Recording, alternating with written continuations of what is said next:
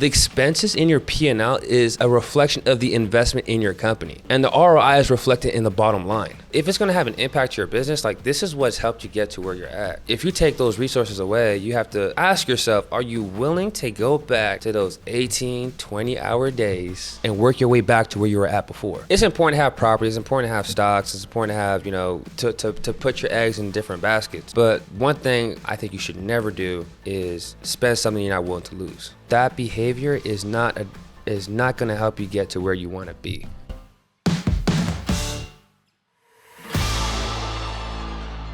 Welcome back, everyone, to the Learn Like a CPA podcast. I'm your host, Ryan Bakey, and today we have a very special guest. Just got off the plane from LA, Mr. Theo, the Taxman. Theo, can you introduce yourself a little bit? Yes, sir. Appreciate you for having me on your platform. My name is Theo Kagado. I am the owner and CEO of Kagado Consulting, Accounting, and Tax Professionals. On Instagram and in the LA life, I'm also known as Mr. Write-Off because I specialize on writing your life off and charging it to Uncle Sam. So we had just kind of talked about some janky situations that you've seen in the past, so we're going to get into those. But I wanted to talk a little bit about your background. Where did you go to school, and why is accounting your desired? Why do you love helping people? Absolutely. So growing up, man, I grew up from Canada on the East Coast, a small town called Ottawa. It's actually the capital city, and I found my way to the United States to play basketball for college. And over there, everybody's just a kid just trying to chase hoop dreams. And then when you come to realization, you're not going pro, and you got to catch that a little early and just kind of transition your focus to something else. So I focus more on accounting and I have a background, a history of family who are accountants. Like my mother, she's an accountant for the federal government. My uncle's also an accountant. I have multiple uncles who are accountants. And so I always knew I wanted to get into business. So, when it comes to business, the fundamentals of business is accounting. Like that's, if you don't have a good accounting system, if you're not able to keep track of your numbers, you're not going to be able to grow. And a lot of that just resonated with me, especially as a kid. I had a hard time getting part-time jobs, bro. I was always no one wanted to hire me. McDonald's probably declined me 10 to 15 times. Right? It's just little things like that. And so I had to always just kind of find little hustles, buy snapbacks for the low, sell them for the high. I buy snapbacks for $8. This is about the time, I don't know if you remember, but the Tisa snapbacks? No, if I've seen them, yeah. If you've seen them? Okay, yeah. So they were hot at the time in the city. So I get them for $8 a pop, and I go with some for $50. And so I just get a whole bunch, just rinse and repeat. And so just always having the entrepreneurship mindset. I was like, if I'm going to build anything, it always kind of fell down to the numbers. And so accounting just kind of, was easy for me. So I just stuck to that. Your mom's not an accountant for the Pentagon, is she? No. Spending all of our damn money over there. No. You said something in there about entrepreneurship, and you always knew that you were going to be that. How long did you work for somebody else before you started your own firm? Corporate, straight out of school, 6 months. It didn't last too long. You beat me, man. It didn't last long, bro. I was out of there. So what were you worked at corporate, and were you moonlighting at all, or you just went all in? Tell us a little bit about that transition. Yeah, so when I was working corporate, this was back in Canada. I worked in Toronto, and I had 2 gigs, man. I was working in Toronto as a full-time accountant Monday to Friday, and then I went back home to my city, Ottawa, drove 5 hours to work at the hospital, and I would just be the guy answering the calls, the operator.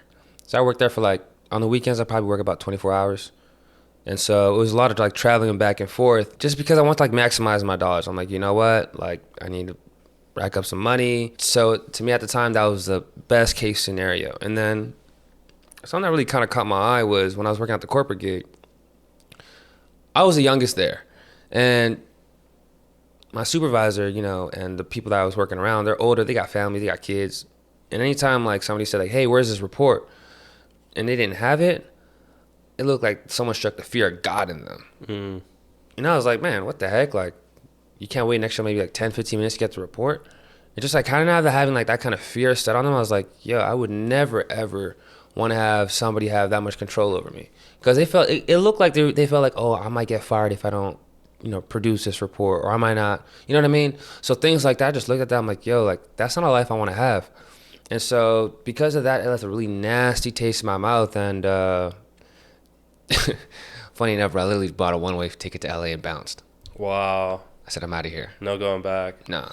You said something in there that resonated with me too, because when I was at Deloitte, and it's so hierarchy, so you see the next level, and then their boss's boss, and then all the way up to partner. Right. And so you're on calls with these people at different times of the day, and you see their lifestyle. And so I see that the person above me is working as much as I am, if not more, and then the person above them is working just as much. And then next thing you know, it's like, yeah, you make manager in public accounting, and you're making $200,000, $250,000, but you're have 3 kids and a family, and they're making you work up to 11 o'clock midnight in the office, and just never was the place that I wanted to be. So I got out in a little bit under 2 years. I got out of Deloitte, and I've been doing this full time ever since. Heck yeah, bro. You know, the full-time life is pretty interesting. But for me, how I kind of fell into starting my company is I literally just moved out of, Canada. I was like, I don't want to deal with that. And I didn't have any opportunities, didn't have a job, didn't have interviews, didn't have anything. And then long story short, I just hopped into a staffing agency rather, and then they kind of put me on, working as a consultant for someone. And it was like a W-2 at the time. And then because I want to kind of force their hand, I found somebody, like another company, to give me like another offer, right? Mm-hmm. And so, I told my boss at the time, I said, hey, look, I got this offer from this other company. They're much bigger, their better reputation, looks better on paper. What can you do? And he was not in a position to let me go because we're going through an audit at the time. And I was the one just helping him with a whole bunch of stuff. And it was like, if I was gone, it was going to be a fire that he would not be able to really put out. Yeah. And so he was like, so he did a counter offer. And I was like, you know what? This will only work if you pay me as a 1099, and I open up a company, you pay my company, you teach me how to run a company. If not, I'm leaving. And he took it. And so now I became a 1099. The only thing was he didn't teach me how to run my I had to teach that to myself, but I wasn't mad about that, As long as I had the opportunity, I was just like, you know what, I'm a 1099 now, and so now I'm able to obviously save money on my taxes, and I systemized my operation, like what the work I had to do for them, in a span of like 2 days out the week. So I just used the other 3 to 5 days just to go build my clientele. So over the course of like 2 years, I never had to look back, honestly. So you said something there that is kind of paradigm shift, because a lot of times people will pay more taxes if they're 1099, if they're self-employed, because they're responsible for, they don't have unemployment, they don't have workers' comp. Right. They have to pay more. You said that you'll pay less taxes in 1099. Can you elaborate a little bit? Yeah, sure. So because I'd be paying less taxes. Real quick, guys, if you could think about how you found this podcast, maybe it was on Facebook, Instagram, maybe somebody shared it with you. I don't run ads for the show or have sponsorships, so the only way this grows is through word of mouth. If this was valuable for you in any way, the only ask that I can make is that you share it with somebody else. Pass it on to the next person whose investing journey or business can be changed by listening to the show. Much love, guys, and let's get into the episode. Because I'd be paying less taxes because, one, I get write-offs, right? Yeah. I get the home office. Mr. Write-Off. Right, Mr. Write-Off. I get the home office expense. I'm able to write off a portion of my rent, my commute to different locations and things like that. And then, because I was able to keep track of my books, which is super, super important, I was able to identify like when I had to transition to an S corp, right? And so if you don't know when to do that, it's like, bro, you're just kind of like in a tough spot, right? And so that's something that you never want to do. If you fail to plan, you're not going to be able to do anything with your life. Fail to plan is planning to fail, I used to say. But you also in there too, I think bookkeeping is super important, because I get a lot of people that, especially towards the end of the year, that come to me and they want to do tax planning, but their books are a mess. They don't have rental reports. Oh, what's the profit and loss? And it's like you can't plan for something you don't know that's coming. If you don't know where you're at financially, it's hard to implement tax strategies like becoming an S corp. And we've talked about the S corp before on the podcast. I was wondering what your general recommendation was as far as net income wise. When does it make sense to? I say probably around like the $40,000 range. 40K. Yeah, 40K. Does that depend on what state, or that's just generally? It's general. So like even before you get to the 40K range, the very first thing to see is like, and I tell this to all my clients whenever we're working together, I'm like, all right, bring a list of all like your monthly fixed expenses, right?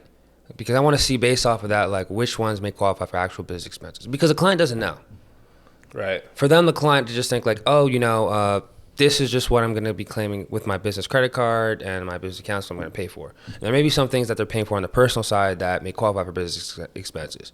And so once we kind of just weed everything out and help them understand, like, okay, this qualifies for business expense if you follow these steps, A, B, C, and D. You follow this rule of thumb, this method, we now are transitioning these to business expenses. And so now when we kind of filter all of that, it's like, it's the expenses, your profit and loss drops even more, right?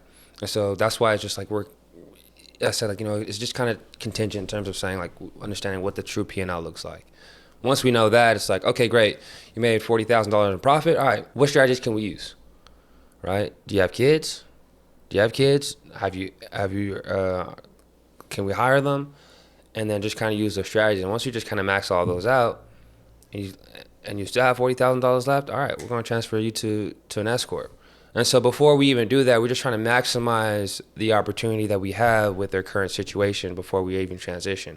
Because the moment they transition, it's going to cost them more. Clean everything up first before you... Exactly. Yeah. So it's like, if I transfer you over immediately to an S Corp, yeah, I mean, I'm going to charge you more in terms of your tax returns and all that kind of stuff. But it's just like, my goal is not to take from you. My goal is to eat with you. Right? And so if I'm able to make sure you're keeping as much of your resources now, that gives you a better chance to grow and have more success in your business. My absolute goal is to see the client have $1 million tax liability. I want to see that so bad, because I can make that go away. I'm gonna get my 30%. Yeah, I'm gonna earn my 30%, right? And so, but that doesn't happen if I don't take care of it from the fundamental aspect of I take care of you from the start. So you talked about the 30%. Do you do? Because I know a lot of accountants, and we have some that listen to the show. How do you price services? Do you do flat fees? It sounds like you do some value-based pricing too. Can you walk us through that? Right, yeah. So like 1040 obviously is just a flat fee, but we usually don't have too many just 1040 clients. And so if you have a Schedule C, starts typically at around 500. Schedule E, same thing. S Corp starting rate is about $1,000. And so those are just the fees just to file, right? Yep. Now, if you come in and bring me all your stuff and it's like, it turns out like you don't have your bookkeeping done, okay, great. Well, now you got a bookkeeping fee. I send your proposal, you like it, sign a contract, great. We get the ball rolling on that. And then there might even be like an advisory fee, right? And so that's how, you know, sometimes like, oh, how did you pay Mr. Write-Off $10,000? It's like, the client will probably tell him, oh yeah, I paid him $10,000 to take care of my taxes. But if they actually know what was involved with it, when they actually explain it to whoever they're explaining it to, it's like, yo, it's not like a regular situation. It wasn't just a tax return that we filed.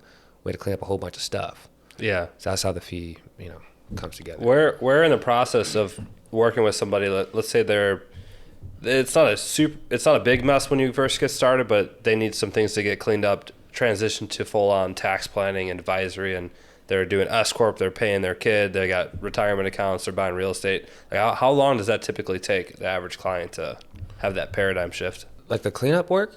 The full thing, from cleanup to super educated taxpayer. Okay, I'd say 3 to 6 months.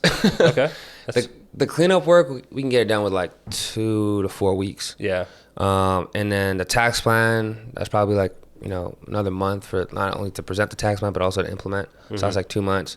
But it's like, as we're doing everything, we're changing their understanding of how, for them to understand what they really have going on.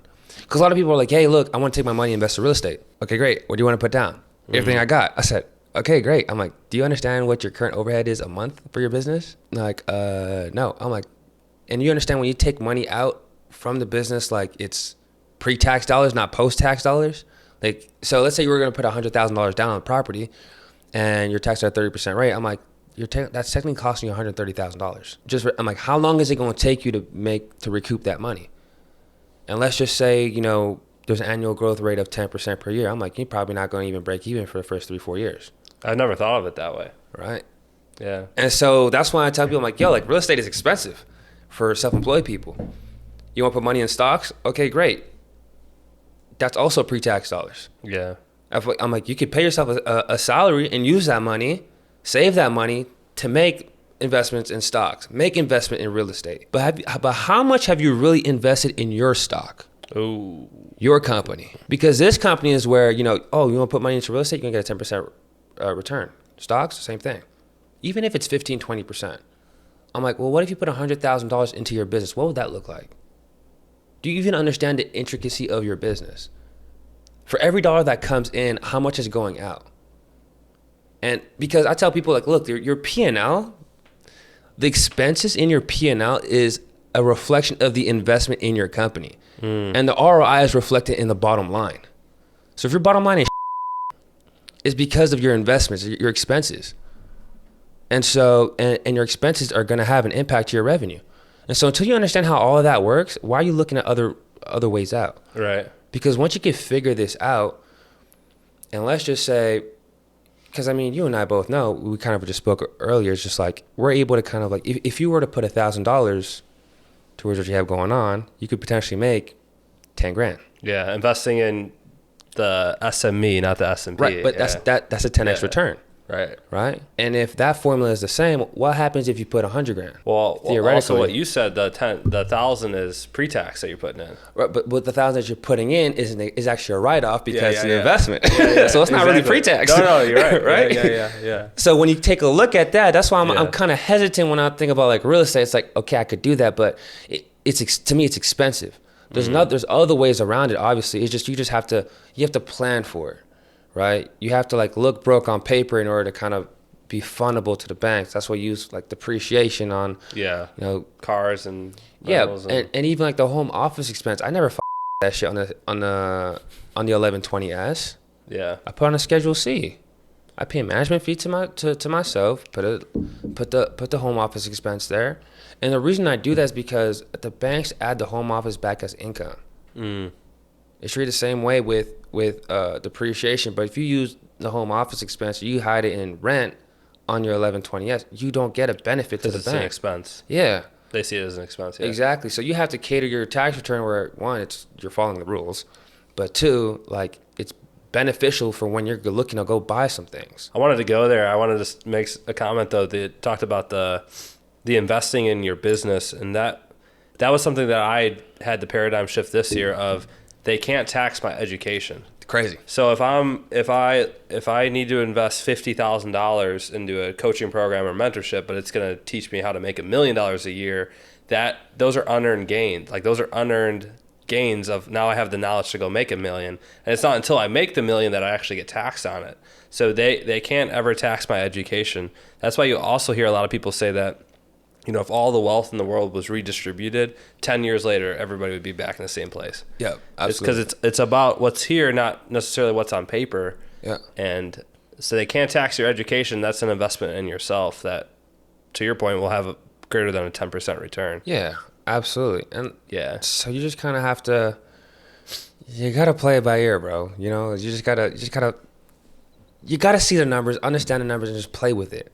Because if it's like super expensive, it's like, if you're going to use pre-tax dollars, the next question is, how quickly can I break even? If it's going to take me 3 years, am I taking into account inflation? Like, do I even know what the world's going to look like in 3 years? Right. You know what I mean?